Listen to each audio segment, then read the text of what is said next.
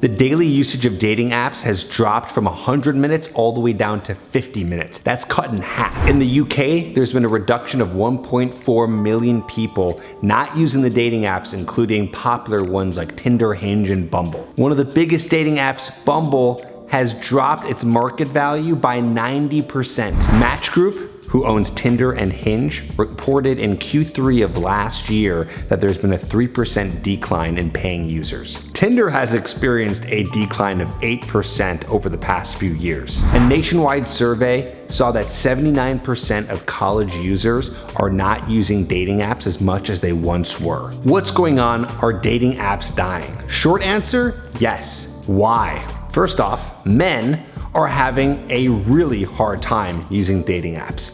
Now, of course, your average guy's profile doesn't have a lot of effort put into it, but still, they are swiping and they are doing their best, and even really good-looking guys who have good jobs, who are catches, are still not able to get dates from online. And it takes a tremendous amount of work, so people are just ditching it altogether. You see, the dating apps are completely saturated. This is not 2013 anymore, where Tinder was new and fun and you could go on there and easily get a date because not many people were using the dating apps yet.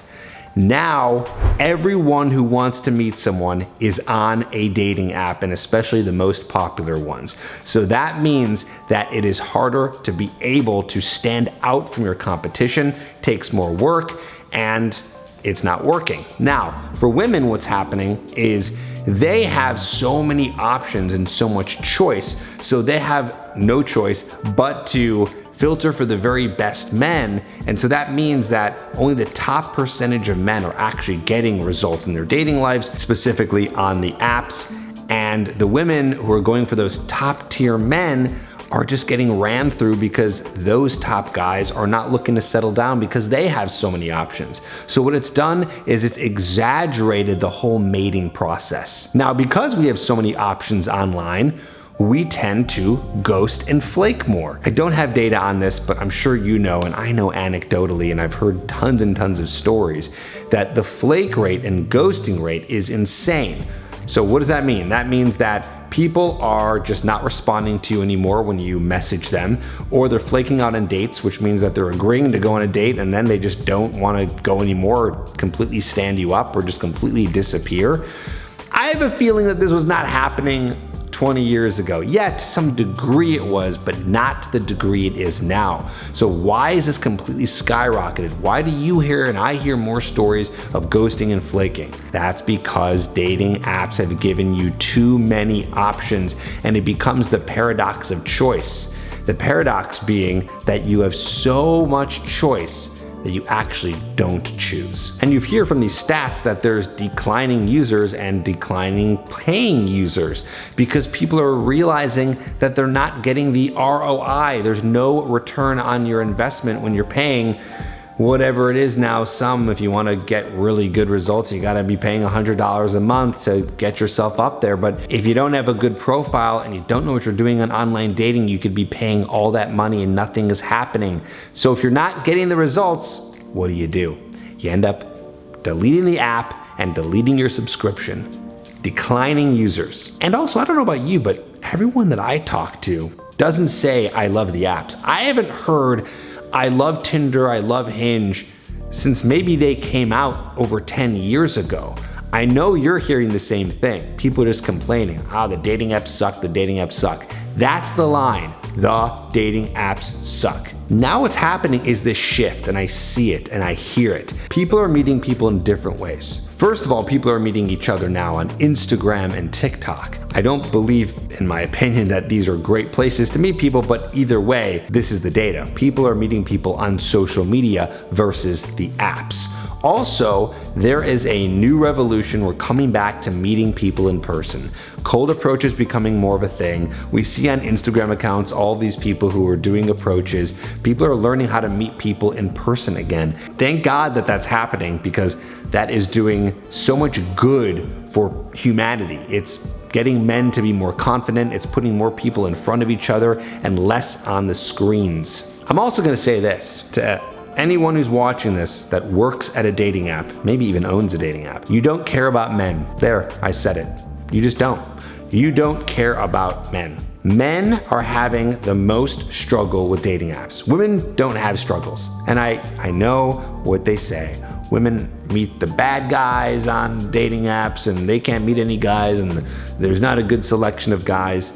That's only because women just have to figure out how to filter better and maybe not go for every guy who just happens to be over 6 feet tall. But for men, it's not a filtering issue. Men have a hard time on apps because they can't even get matches. Now, I'm not gonna create a dating app, but I'll put this idea out to the universe. There should be a dating app that helps men get matches. It's so much more female-centric and female-forward. There should be a dating app that teaches you as a man when you sign up how to do the best job to get more matches. And I mean really focusing on men here. With all this being said, does that mean I hate the dating apps personally and you should hate it? Am I spreading hate on the dating apps? I'm not, because even though they are declining, we don't know where it's gonna go, and still today there are millions of users who do online dating. So that doesn't mean you should throw it away. As a guy, you just have to learn how to become in that top 20%.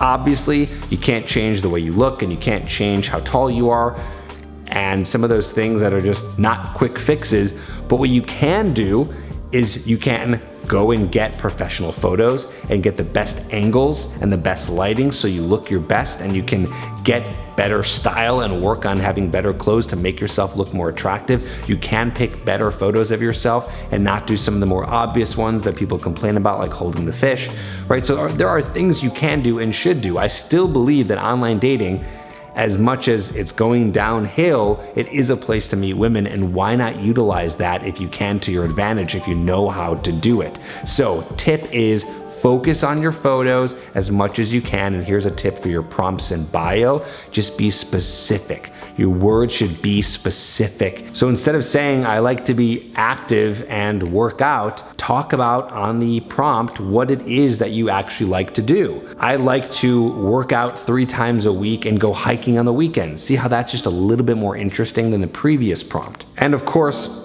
the best way to meet women is by going out and doing approaches and talking to women IRL in real life, because we don't have control as much of what happens on the dating apps. We can do our best, put our best foot out there, and then it's up to the dating app gods to decide how they're going to fix the algorithm and put our profiles out there. So try to, and I urge you to learn the skill of going out to meet women. We can help you over here. We're actually doing free calls. If you go to tripadvicecoaching.com, that call is to help you with how we can get you to the point of being able to approach more women, get more dates from cold approach, as well as having a dating profile that actually gets you multiple dates per week. So we can help you. Go ahead and book that call. There's a link down below in the description, and I'll see you on the next episode.